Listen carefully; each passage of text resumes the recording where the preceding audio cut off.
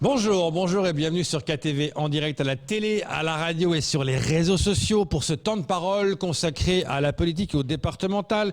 Et nous recevons ce matin le porte-parole du MDM, Nadjim Hamada. Bonjour. Bonjour messieurs, bonjour à tous les Mahorais. Merci d'être là ce matin. Alors vous venez pour nous présenter la liste des candidats investis pour le MDM. Qui sont-ils ? Oui, d'abord, permettez-moi de souhaiter un bon ramadan à l'ensemble de la population de Mayotte, que ce mois pieux puisse leur apporter la sérénité qui mérite ce territoire.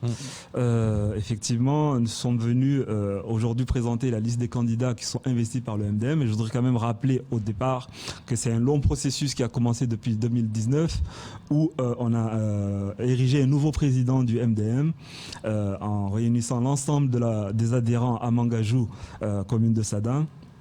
Et c'était Hamada Binali qui a été élu, et il y a eu un travail qui a été fait depuis lors jusqu'à aujourd'hui, notamment en refondant totalement les statuts, en remettant en place ce qu'on appelle des cellules villageoises, jusqu'à amener dimanche dernier ce que le bureau du MDM se réunisse à la mairie de Ouangani. Nous remercions d'ailleurs le maire qui nous a accueillis dans sa municipalité, et le bureau a décidé sur les 13 cantons qui comporte Mayotte, nous avons pu avoir 9 candidats qui ont été investis.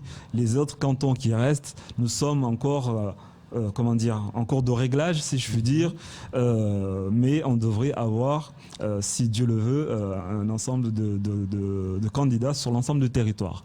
Alors, pour répondre clairement à votre question, vous voulez des noms, je peux vous les donner. On va commencer par la commune chef-lieu, c'est-à-dire Mamoudzou. Mamoudzou, vous savez, on a 3 cantons. On a canton 1, qui est Pasmainti Vaibé, canton 2, Ntsapéré Cavani, et canton 3, Kawini, Mamoudzou, village centre. Alors pour canton 1, le Pasmaïti, donc nous avons monsieur Henli Mahamoudou qui a été investi par le bureau du MDM, donc dimanche. Le canton 2, c'est monsieur Hakim Nouridine qui est souvent venu sur vos plateaux. Et enfin sur le canton 3, nous avons investi monsieur Parfait Dakar. Voilà.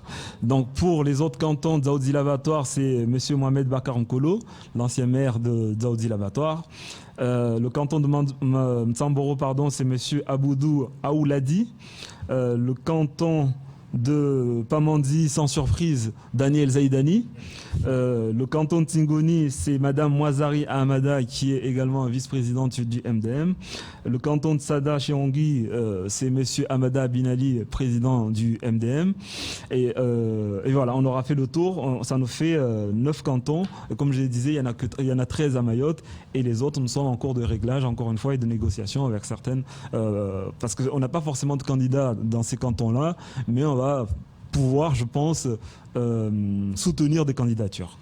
Quand on pense MDM, évidemment, on ne peut pas éviter ce problème que les gens ont dans leur tête, c'est de dire qu'il y a des partisans MDM, et puis il y a des candidats, probablement pour les partisans d'Hassan Abdallah.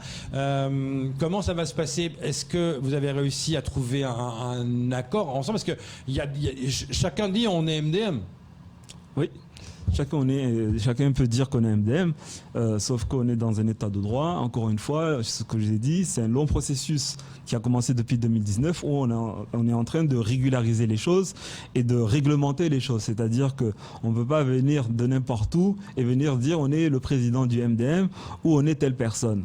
Et on a des militants derrière, il faut quand même se faire élire, avoir la légitimité de cette manière-là. Et c'est ce qu'on a fait encore une fois à Mangajou, où on a réuni l'Assemblée générale, ce qu'on appelle le congrès dans notre parti, et le congrès a décidé de mettre en place un bureau composé de 12 personnes et à la tête un président. Alors, effectivement, il y a eu un groupe à un moment qui se disait nous, c'est nous la légitimité, c'est nous le président. Sauf que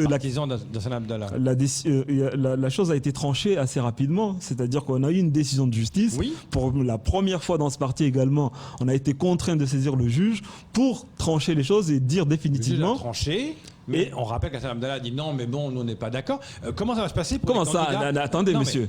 Attendez. Comment ça va se passer Comment un parlementaire peut dire que celui qui légifère, qui peut dire qu'une décision de justice n'est pas valable? Ma question n'était pas par rapport à cette décision de justice, on va y revenir. Ma question était de dire, pour ceux qui vont être investis du côté d'Hassan Abdallah, comment ça va se passer? Ils vont être investis, mais tout le monde peut être investi par n'importe qui, mais pour le moment... Ils seront investis étiquette MDM? Certainement pas, hein, parce que, encore une fois, nous, on a des statuts qui disent clairement que c'est le bureau qui donne l'investiture, et avant de donner cette investiture, il faut que le candidat obtienne le parrainage de sa cellule communale. C'est-à-dire la cellule communale dit « je soutiens M. Camar », il renvoie au bureau et le bureau, quelque part, valide et entérine. C'est pour éviter justement que le bureau rentre dans chaque localité et crée la zizanie. Ça, c'est une première chose. Mais deuxième chose, surtout dans nos statuts, il est clairement indiqué, d'ailleurs il a été rappelé à tous les candidats malheureux, parce qu'il a fallu faire un arbitrage entre des candidats, que s'ils venaient quand même à se présenter, il y a un risque quand même d'exclusion du parti, c'est quand même dans les statuts. Il y a un deuxième risque surtout, c'est que, enfin, ils peuvent se présenter en tant que candidat libre, mais ils n'ont pas le droit d'utiliser ni le logo, ni les couleurs du MDM. C'est marqué clairement dans les statuts. Et pour cause, nous avons déposé à l'Institut national de la propriété intellectuelle les logos du MDM. C'est-à-dire qu'aujourd'hui, toute personne qui veut l'utiliser devrait avoir l'autorisation du bureau. Camar. Alors, on a dit, Mamada, d'abord 10 ans de départementalisation. Aujourd'hui, quels sont les objectifs de votre parti, MDM, et quelle stratégie, justement, adopter quand on regarde les enjeux qui restent encore énormes à faire pour le développement de ce département? Là, on vise quoi? Quel est l'objectif? Est-ce qu'on veut cette majorité? On le sait, cette majorité actuelle, en tout cas, a été décriée. Vous, quels seront les objectifs, en tout cas, et surtout la stratégie à adopter? Si vous parlez de la majorité du département, bien sûr qu'on la veut. On a bien vu les avancées de ce territoire lorsque Daniel Zaidani était président du conseil départemental. Il a eu il y a des gens qui ne sont pas d'accord. Vous dites, vous êtes d'accord? Des gens ne seront pas d'accord, mais en toute objectivité, il a eu un mandat très court. Et avec ce mandat très court, il a pu réussir à faire avancer ce territoire. On a une loi programme qui est censée être dans les tuyaux. Le ministre des Outre-mer a indiqué que cette loi va être mise en route. En même temps, sur votre plateau, j'ai vu une émission dans laquelle il était interviewé, dans laquelle il dit « Nous allons lancer ça courant de l'été, sauf qu'on ne sait pas si le calendrier va nous permettre, à l'issue de notre mandat, de faire voter la loi. » Donc, est-ce que c'est encore, pour reprendre l'expression du président, de la porte de Perlimpinpin? Mais en tout état de cause, c'est là où nous devons appuyer, c'est-à-dire le prochain président du conseil départemental, les prochains conseillers départementaux, le président de l'association des maires, c'est là qu'il faut appuyer, parce qu'effectivement, on en a marre des 1000 feuilles de Mayotte 2025, le pacte sur la départementalisation, il y a eu quoi d'autre, les assises des Outre-mer, ainsi de suite. Et puis voilà, on lance des choses, celui qui arrive, il change, et ainsi de suite.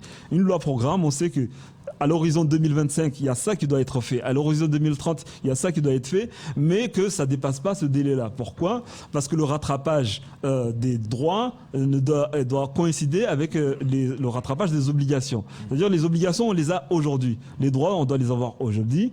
On a eu pratiquement 50 ans pour préparer cette départementalisation. Je pense que les choses devraient se faire dans cette loi programme. Et donc c'est là, nous, on doit se battre. Et on doit se battre comment? En étant à la tête du département. Alors justement, aujourd'hui, on le sait, on l'a toujours dit, ce parti qui était le parti, le cœur de Mayotte aujourd'hui, on sait que beaucoup de dissidents, beaucoup de gens ont tourné le dos, notamment la population, je ne parle même pas de ceux qui sont dans le parti. Est-ce que là, il y a aussi cet exercice d'aller un peu conquérir le peuple mahorais? Les militants et les adhérents du MDM sont tous les jours sur le terrain. Là, la crise sanitaire fait qu'on ne peut pas réunir les gens dans des meetings, dans des réunions, mais à chaque occasion qu'on peut rencontrer, nos militants peuvent rencontrer la population, effectivement, il y a un travail de reséduction de notre électorat qui est en train de s'évaporer, pas parce que nous n'avons pas d'idées, c'est parce qu'il y a une guéguerre depuis des années qui chamaille, comme tel un cancer qui rôde, qui est en train de nous tuer.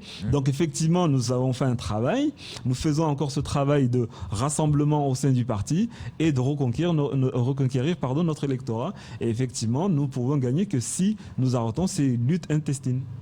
Une question par rapport, vous avez donné la liste de vos candidats que vous soutenez, dans Daniel Zaidani en petit air, quid de Issa Abdou? Issa Abdou, c'est qui? Pardon. Quand même, il est aussi du MDM. Excusez-moi, monsieur. C'est-à-dire que... Vous connaissez Issa Abdou? J'ai vu son nom dernièrement dans la presse pour des affaires un peu louches. Plusieurs fois, il a été cité, mais je ne rentrerai pas dedans. Issa Abdou n'a pas demandé l'investiture du MDM. Donc, à partir du moment où cette personne-là n'a pas demandé l'investiture du MDM, on ne peut pas lui accorder de droit si elle ne la demande pas, tout simplement. Est-ce qu'aujourd'hui, justement, quand on voit, bon, Issa Abdou, là, on rigole, mais quand on voit aujourd'hui le parcours du bonhomme, est-ce qu'aujourd'hui, il n'y a pas finalement des candidats qui étaient peut-être à l'époque MDM, quand le MDM était uni, et qui se disent, j'ai pas besoin de leur investiture. Finalement, aujourd'hui, j'ai mon électorat, j'y vais seul. Ah non, si, encore une fois, j'ai pas envie de faire tout un débat sur ce monsieur, sauf que quand il a été non, élu... pas spécialement lui. Non, mais c'est important que ce débat là-dessus. D'autres personnes qui peuvent se dire, est-ce que j'en ai besoin, moi, de ce parti? Oui. Oui, ils en ont besoin parce que vous verrez sur sa page Facebook, ces candidats-là utilisent encore le logo du MDM, l'étiquette, et se revendiquent du MDM, sauf que ne participent pas aux réunions, sauf que ne cotisent pas dans le parti, sauf que quand une fois ils sont élus, ils tournent le dos au MDM. Je rappelle que ce monsieur, quand il a été élu, a été farouchement opposé à Daniel Zaïdani, qui est... Justement, parlons de ça. Politique fiction. D'un côté, Zaïdani élu, de l'autre côté, Issa Abdou élu. Deux couleurs. Excusez-moi, aujourd'hui, MDM. Les deux... C'est vous qui le dites, ils sont tous les deux MDM. Voilà, c'est en tout cas noté. C'est pour moi qui le dis. C'est pour moi qui l'a inventé. Supposons, les deux gagnent. Vous faites quoi si les deux demandent à avoir la présidente du CD? Tous les gens qui sont ici, ils se disent de Coésie une fois qu'ils ont signé un contrat de travail. N'importe qui ne peut pas dire que je suis de Coésie. Eh bien, tous ceux qui se disent du MDM, ils doivent avoir adhéré au statut, ce qui n'est pas le cas de tout le monde. Daniel Zaïdani, oui. Donc le choix, il est vite fait. Donc ça veut dire que vous n'êtes pas unis. Ça veut dire qu'il risque d'y avoir une bagarre encore au sein du MDM qui risquerait d'avoir un couloir pour les LR, par exemple, pour prendre la présidence. Je pense à un certain Kamardine. Chacun prendra ses responsabilités au moment venu. C'est-à-dire que nous avons fait un travail, nous avons essayé de faire un travail de rassemblement, de rappeler toutes les personnes, les grosses têtes de ce parti, les élites de ce parti. C'est-à-dire, pour nommément dire les choses, moi-même, Nadjim Hamadin, j'ai essayé d'appeler le président de la session des maires pour lui dire, vous êtes notre autorité la plus haute actuellement avec le président. Réunissez le clan, si on peut dire, Hassan Abdallah, réunissez le clan de l'autre côté, Amada Bin Ali et consorts, et qu'on en sort de cette histoire. J'ai essayé à plusieurs reprises de réunir ces gens-là de manière impossible parce que de l'autre côté, ils refusent catégoriquement. Donc, je ne vais pas polémiquer. Encore une fois, je lance devant les médias, encore une fois, les élections ont lieu dans 1 mois, 2 mois. On se réunit ce dimanche, il n'y a pas de difficulté, on trouve des solutions. Mais on ne peut pas être de son côté, tirer la couverture et essayer de tirer sur l'autre pour rien. Le problème, est-ce que ça risque pas de créer un peu la perte du MDM? Parce qu'on sait bien, diviser pour mieux régner. Quand il y a trop de divisions d'un côté, c'est ceux qui sont unis qui passent. Je suis d'accord, encore une fois, mais vous attendez pas mon appel en demandant à ces gens-là qui veulent effectivement être élus, et s'ils ont l'amour de leur parti... Enfin, vous demandez à ceux qui sont partisans du côté de Hassan Abdallah d'être partisans de Bin Ali. Parce que c'est la légitimité, encore une fois. Et c'est là le problème. Il y a deux langages de sourds. Pas du tout, c'est la légitimité, c'est celui qui a été élu par les militants, c'est celui qui a été reconnu par la préfecture et la justice. Alors moi justement, j'ai juste envie de revenir un peu sur les cantons et selon les candidats de chaque canton, 9 cantons pour l'instant, en tout cas où vous avez investi. Est-ce qu'on a étudié, on sait exactement... Est-ce que le candidat, lui, sait ce qu'il a envie d'apporter dans son canton, ou c'est là également le parti qui va se constituer et décider ensemble pour le même projet dans tous les cantons? Il y a forcément un projet départemental, territorial, mais après il y a des réalités pour chaque localité. Mais les grandes lignes du programme du MDM, c'est pas un secret, c'est le programme de tous les Mahorais, c'est-à-dire on veut développer, mouvement pour le développement de Mayotte. On le développe comment? En se battant bec et ongle sur cette piste longue qui n'arrive toujours pas. On nous a promis des études de faisabilité. Finalement, ces études-là, on ne les voit pas venir. On nous a promis également, comment ça s'appelle ? Une route de contournement de Mamoudzou depuis des années, des lustres, on n'en voit toujours pas.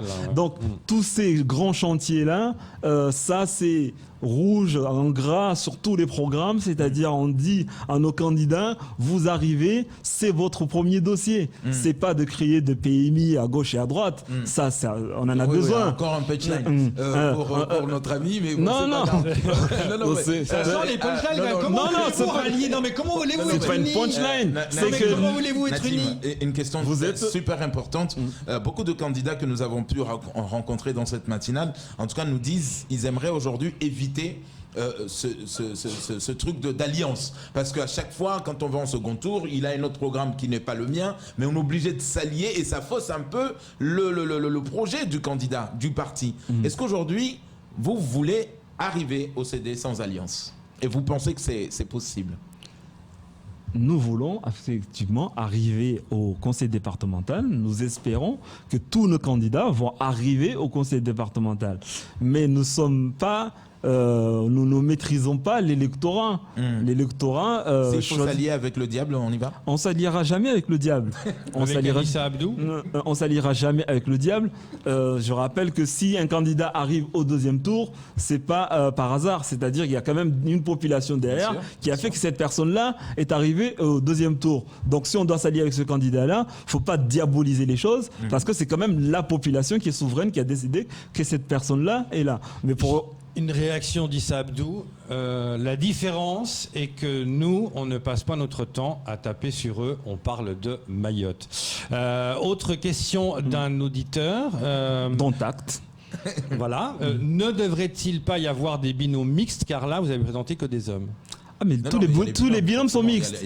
Voilà, mais c'est une question d'un auditeur. Tous les binômes sont mixtes. Si on va passer le temps.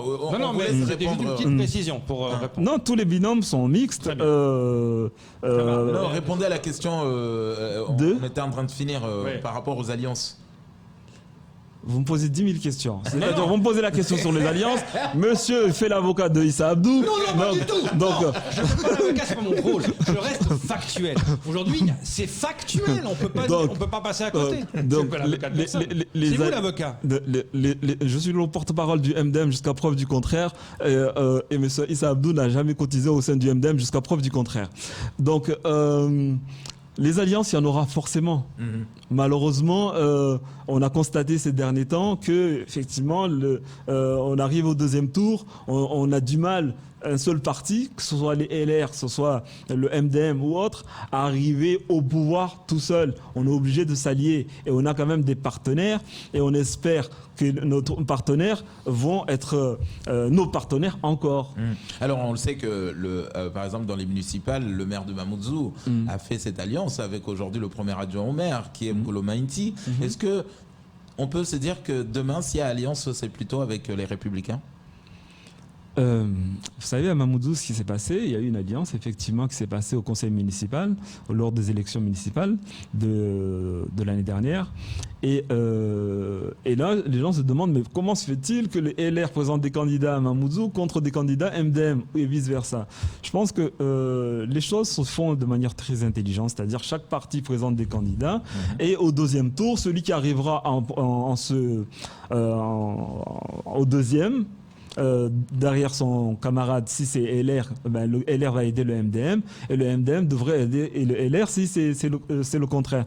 Donc nous espérons effectivement que ce soit le cas, parce que si ce n'est pas le cas, cette majorité pourrait éclater, parce que effectivement si on se chamaille dans des élections, celle-ci, on va se chamailler au sein du conseil municipal. Mais je ne peux pas parler au nom du premier adjoint, ni au nom du premier magistrat. Ce le vœu que voudrait le bureau, c'est effectivement que cette cohésion existe et subsiste jusqu'à la fin du mandat. Merci Nadjim Hamada d'être venu ce matin en tant que porte-parole du MDM présenter votre liste pour ces départementales qui vont se passer au mois de juin. Merci à vous et j'aimerais souhaiter un bon ramadan à tous les Mahorais encore une fois. C'est tout pour ce temps de parole. Tout de suite, la suite de vos programmes.